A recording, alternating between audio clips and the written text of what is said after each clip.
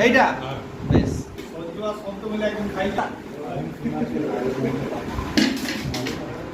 কাকু হয়ে গেল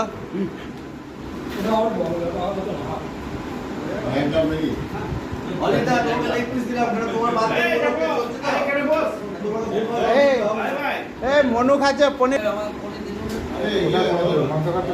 আরে একবার চাকরি পাকিস তো দিয়ে দেবে দেবজ্যোতি কই চলে গেল নিজে বাবা ঘুরে কোনো অসুবিধা নেই তো কি করবি কি আছে